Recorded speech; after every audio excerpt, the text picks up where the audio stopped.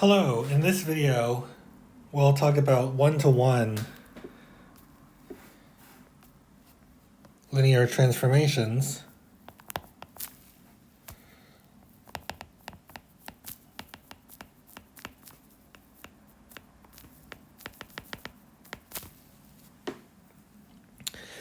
What does it mean for a linear transformation to be one-to-one?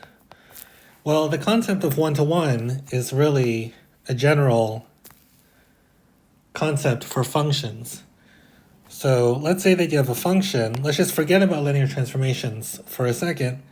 Suppose that you have a function f from a set x to a set y. X and y are sets. X is the domain and y is the codomain. We say that this function f is one-to-one if for every element little y in capital Y,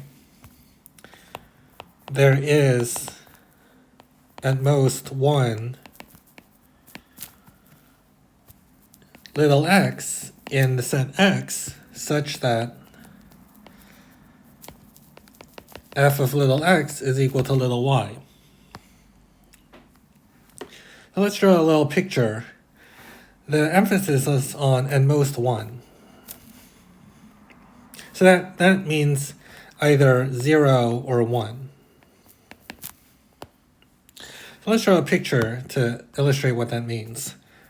So let's say that you have the set x, and let's say that x has 3 elements in it. And let's say that you have a set y, and it has 6 elements in it. And let's say that you have a function f from x to y, and let's say that it sends this point to, say, that point, this point to this point, and this point to this point. Okay, this is an example of a one-to-one function. F is one-to-one. Because for every element in y, there's at most one element of x that maps to y. Let's give an example of where you have a function that's not one-to-one. So suppose that you have a set x like this, and you have a set y like this. And again, let's say that x has 3 elements and y has 6 elements. And you send the first element to here, the second element to there, and the third element here. Well, this function is not, this function that takes x to y, this second function is not one-to-one. And the reason is because when you look at this element, this little y, there are 2 x's. There's a x1 and x2 here. Oh, no, not that one. It's x2 here, such that f of x1 equals f of x2.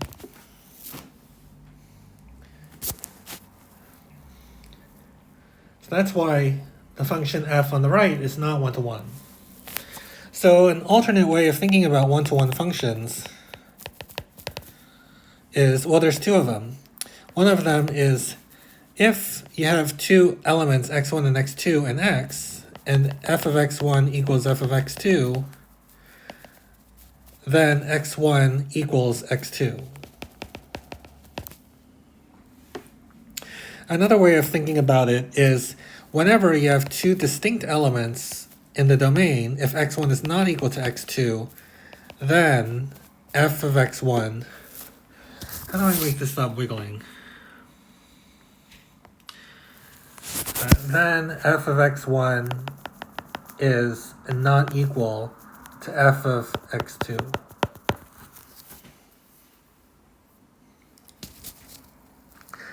I think this way is probably, the second way is probably a bit easier to understand than the first way. So well, I guess the third way. The third way is easier to understand than the second way. The original way is the one that I wrote above. They're all equivalent, so depending on which book you read, you might get alternate statements, but they all really are different ways of saying the same thing.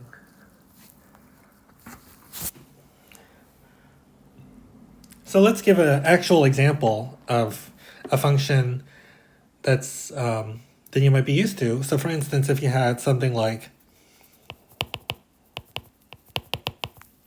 y equals e to the x, okay, or f of x equals e to the x, maybe. F of x equals e to the x.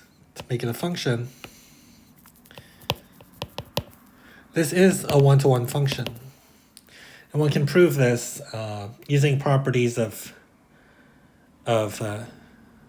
exponents, that if you have two different x's, so if x1 is not x2, these are two real numbers that are not the same, then you can check that e to the x1 is not equal to e to the x2. Okay. On the other hand, if you had a function like sine x,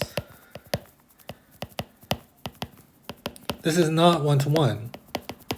Can you come up with two different values of x, two different numbers that have the same sign? Well, yes. So for instance, if you plug in 0, you get 0. But if you plug in 2 pi, you also get 0, right? Sine of 2 pi is 0. So you have different values of x with the same value of y. So that means that your function is not one-to-one. And when you have a function from the reals to the reals, right, the graph, e to the x is going to look like this. And sine x is going to look like this, right? And what's going on is you have two different values of x, 0 and 2 pi, that cross the same horizontal line. And they cross the same horizontal line, in this case y equals 0, because they both have that same value of y. Whereas when you draw a horizontal line across the graph of e to the x, y equals e to the x, the line will not intersect the graph in more than one point. So another way of thinking about one-to-one functions, if you're thinking about functions from R to R, they're functions that pass the horizontal line test. Horizontal line test means that when you draw a horizontal line, it intersects the graph at most once. So in this case, if you draw a horizontal line like this, it doesn't touch the graph at all. Okay, and a function is not one-to-one when it fails the horizontal line test. Okay. So that's for functions from the real numbers to the real numbers, but the concept of one-to-one is actually a very general concept that applies whenever you have a function from one set to another set. Okay, so that's the general concept of one-to-one. Now let's talk about the linear transformations. So linear transformations, remember, those are a type of function. So we can ask, how do you tell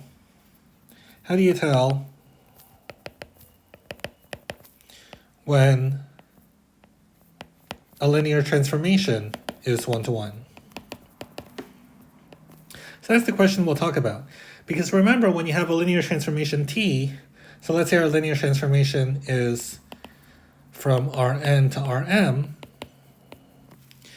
then associated with T is this standard matrix A. Remember, it's an n by n matrix, and it's the matrix that you get by making the columns equal to T of EI.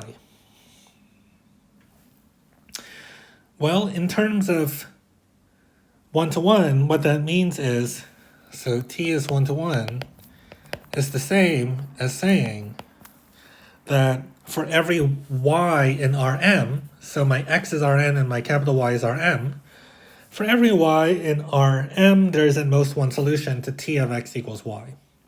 But we'll use B to make the notation match Ax equals B. So we'll use B for y.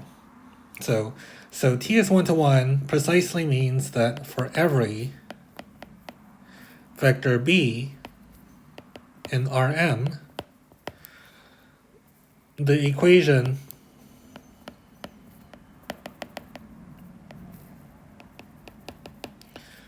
t of x equals b has at most one solution.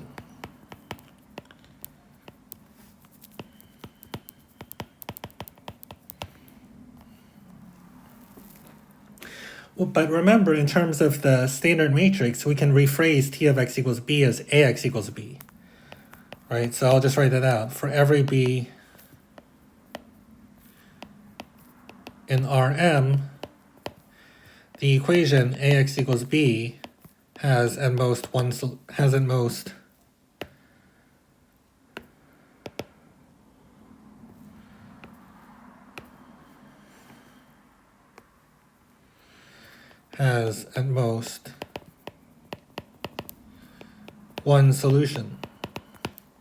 And remember, having at most one solution means 0 or 1.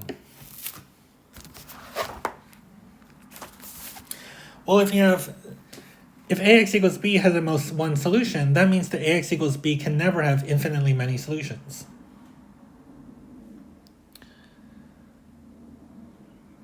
So do you remember what that tells you about the echelon form of A? It's the same as saying that A has no free columns, or at least the echelon form of A, okay, or the echelon form of A has no free columns.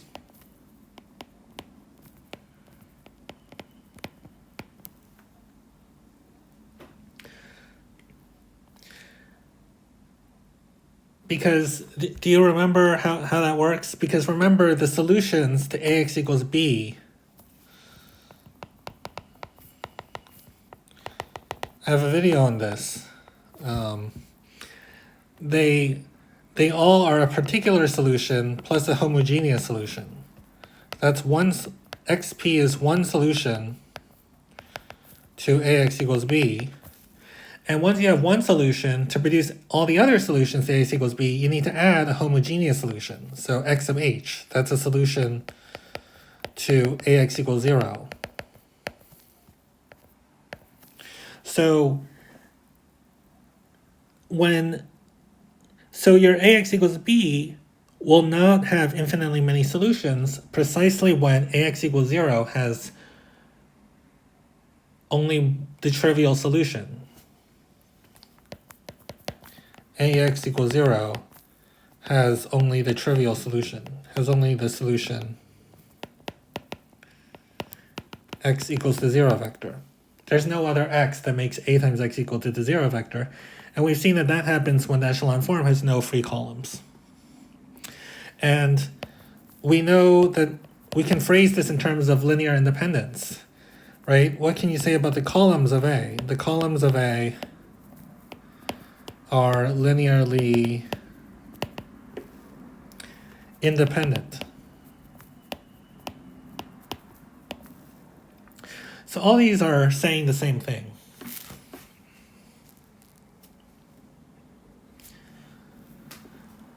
Okay, and it would be a good idea to review why this is true.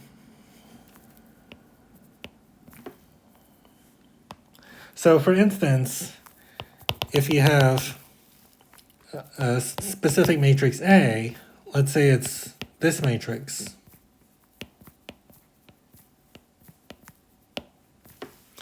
The matrix is already in echelon form. And does this have a pivot in every column?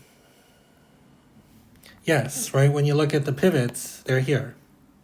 There's a pivot in every column. No free columns. Remember, the echelon form of A having no free columns is the same it's the same as saying A has a pivot in every column. Because remember, every column for echelon form matrix is either a pivot column or a free column. Okay? So this matrix has a pivot in every column.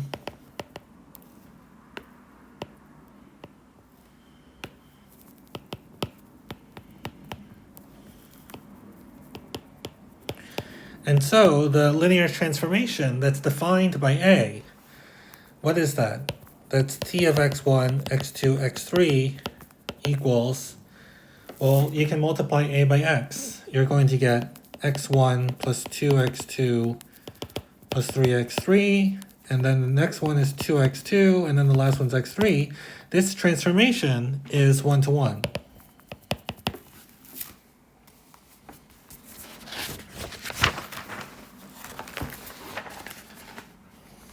Okay? And what if you had something like, is this transformation T, which sends x1, x2, and x3, this vector, to the vector x1 plus 2x2, x2 plus x3, x1 plus 3x3 plus x3, is this 1-to-1 or not? Well, take a minute, pause the video, and see if you can solve the problem.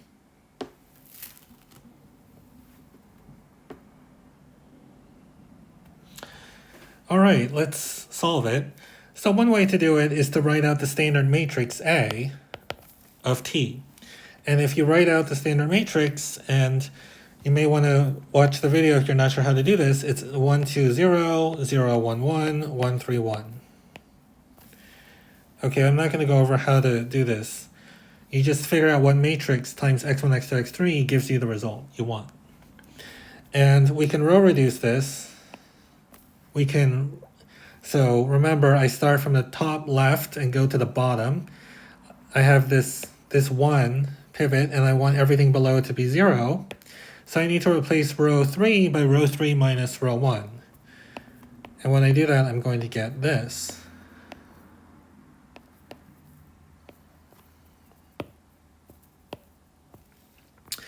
Now I still have one more step to get into echelon form. I now have these two pivots, a pivot here and a pivot here. I need the numbers below the 1 to be 0, and so I need to subtract row 2 from row 3.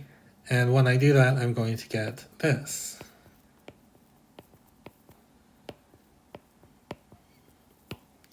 And now my matrix is in echelon form. Now I identify the pivots. I go along each row and look at the first non-zero number. That's the 1 and the 1. And so I see that I have two pivot columns, but the third column is not a pivot column. So since column 3 of, okay, I'm usually sloppy and just say A.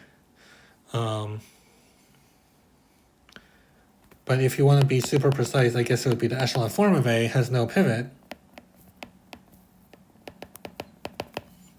We know that T is not 1-to-1.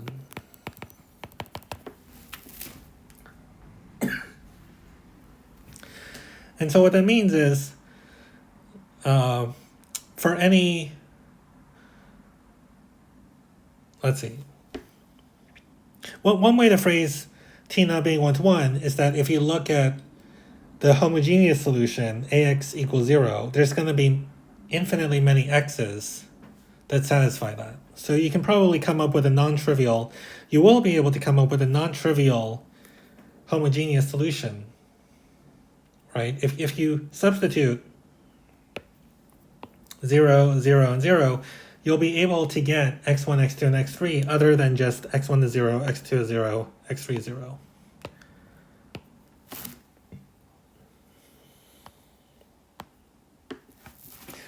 So let's think about intuitively what's going on with this linear transformation that's not 1-to-1. This second example. So remember, so this is a linear transformation from R3 to R3.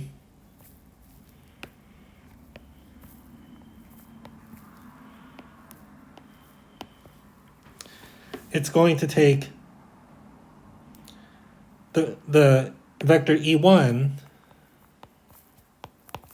to the first column, which is 1, 0, 1. That's T of E1. The second column is T of E2, and this third column is T of E3. Right? So E1 goes to 1, 0, 1,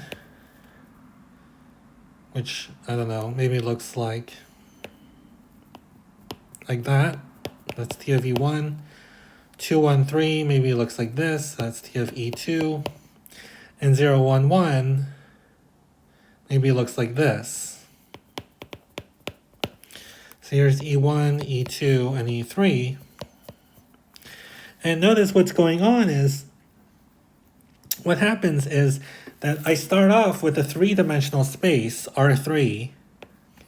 We'll define what dimension means later, but if you think of R3 as three-dimensional, the image of T, so when you look at all the outputs, it's the span of the columns of A. That's the general fact, right? And any vector will go to a linear combination of the columns of A. And what happens is that these three outputs are on the same plane. And so the span is going to be this plane. So if you plug in all the vectors in R3 into this function and see what result you get this plane. So you get a two-dimensional image.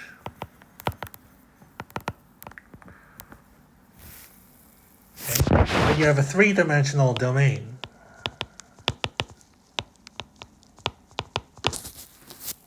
And we'll see that this is, when we get to our definition of dimension, we'll see that this is generally true, that a function is not one-to-one when the image has a smaller dimension than the domain. So what that means is that in the process, A somehow collapsed a plane to a line or a plane to a point. And that's causing this phenomenon to happen. And remember, that's related to what goes to the zero vector. So here's the zero vector. And we know that when T is not one-to-one, that means that there's going to be an infinite number of vectors. So it's going to be like a line or a plane or something. All that gets mapped to this single point, the zero vector.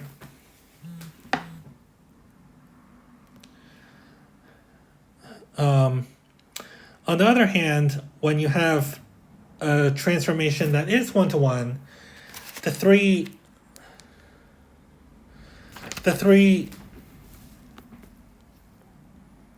basis vectors E1, E2, and E3 are going to go to three linearly independent vectors. So these columns are linearly independent.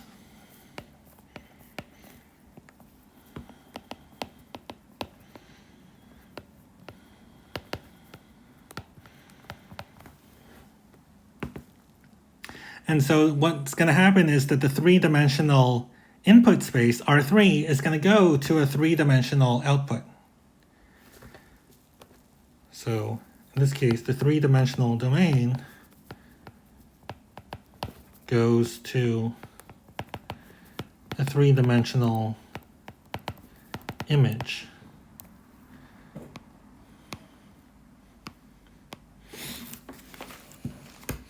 So let's do a few more examples. I just went over the intuition behind one-to-one and not one-to-one. So can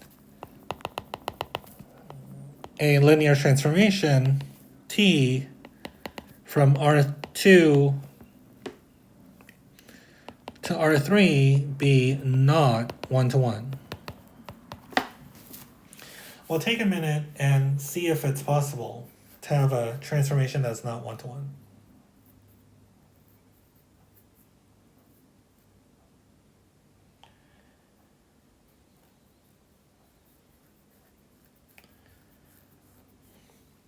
Yes, it is. It is. That's the answer.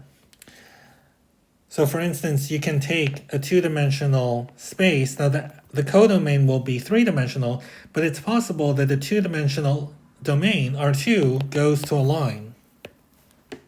Like that can definitely happen.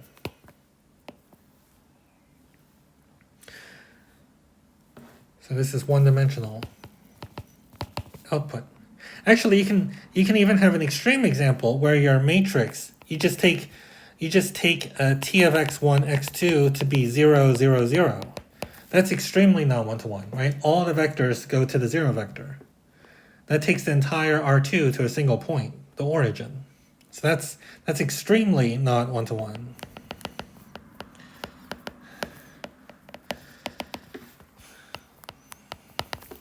But if you wanted to do something that takes R2 to a line, you can also take A to be a matrix where the two columns are linearly dependent.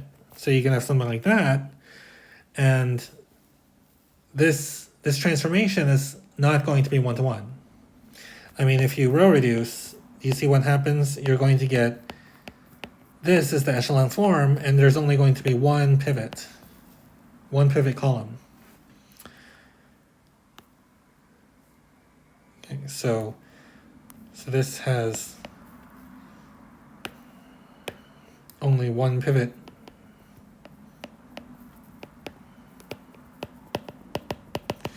So the transformation t of x, which is defined by a times x, has only, is not one-to-one.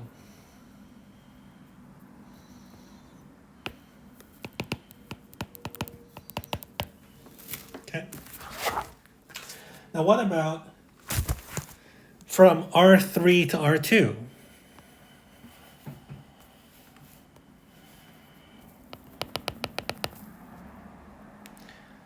Can a linear transformation T, can this be be one-to-one? Is there a one-to-one linear transformation from R3 to R2? Well, take a minute and pause the video and see what you get. Okay, the answer is no. So one way to see this is because the standard matrix A, well, what are the dimensions of this matrix? It'll be 2 by 3, right?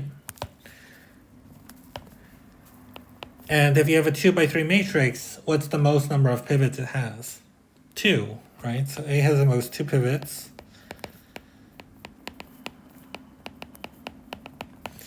So, but A has 3 columns, and so you can't have a pivot in every column because there's fewer pivots than there are columns.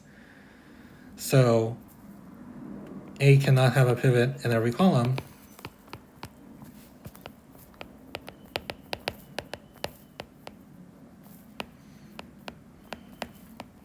So T is not one-to-one.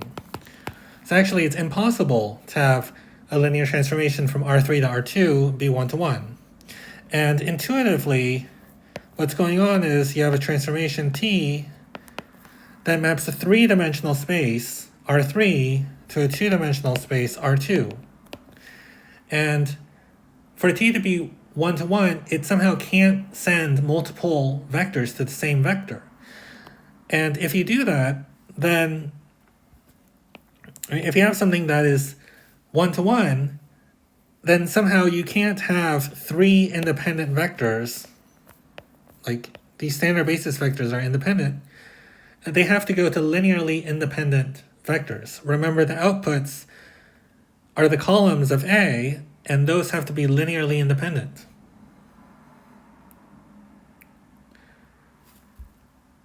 So, yeah, you can't have 3 linearly independent vectors in R2.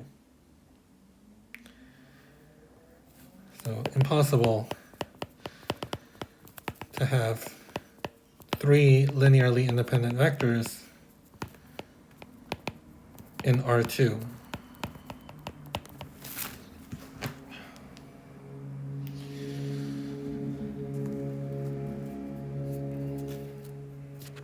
Okay, so let's just draw a few more examples and then this will end the video. Some more one-to-one examples.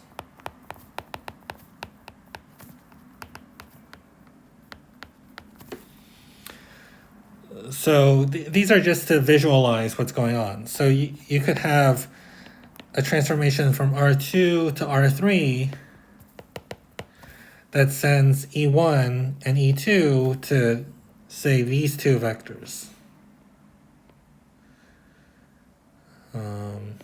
Like this. Okay, they're not meant to be parallel. Oops.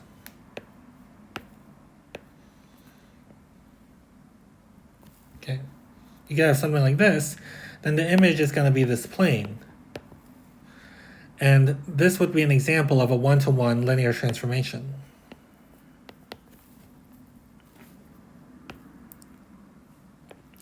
Another example is you could go from R2 to R2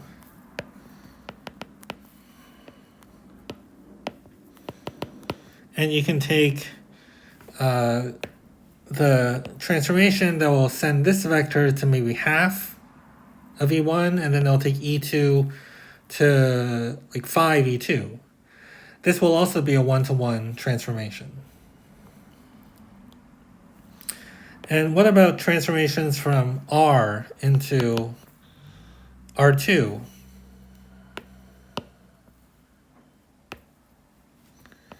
So you can have R go to R2, and here's the origin, and it could send the number 1 to, oh, this is R2. It could send the number 1 to that vector, say. And then the output, the collection of outputs will be this line. So the image of the transformation will be this line. The image of the transformation above will be this all of R2. The image of the first transformation is going to be this plane. Okay, and of course you can go from R to R3 that does the same thing. So these are all linear transformations that are one-to-one. It's this one, and this one. And in the next video, we'll talk about the notion of onto, and we'll see which of these is onto and which of these is not onto. Maybe one more thing that I'll add is, this is again going back to the intuition about one-to-one and onto, is that in general, well, before I was talking about the dimensions of the image and the domain. In general, the domain dimension, so the dimension of the domain, is going to be greater than or equal to the dimension of the image of the linear transformation.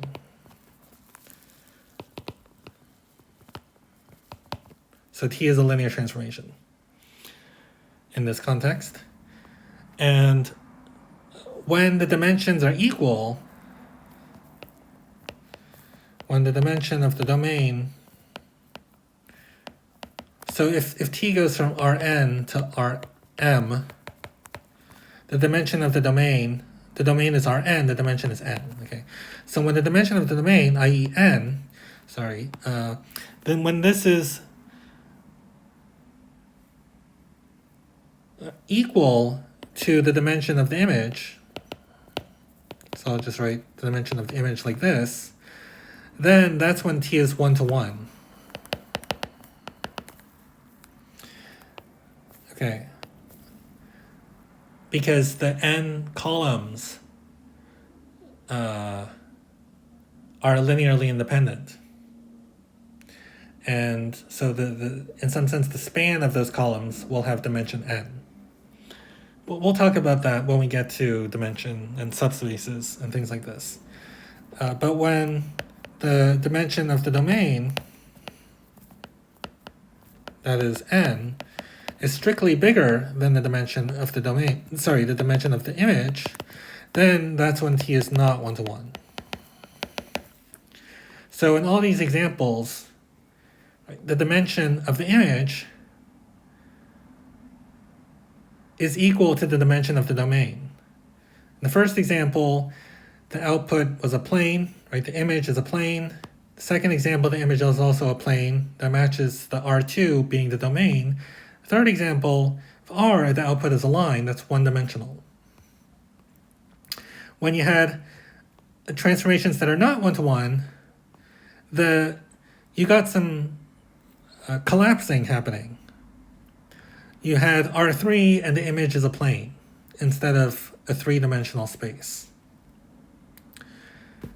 And that's because for a one-to-one transformation, when you look at the zero vector, there's an infinite number of vectors that go to the zero vector. That's essentially what's responsible for this collapsing. Okay, that's a long enough video as it is. So in the next video, we'll talk about onto and invertible, and that will pretty much wrap up our discussion of linear transformations. Thanks for watching.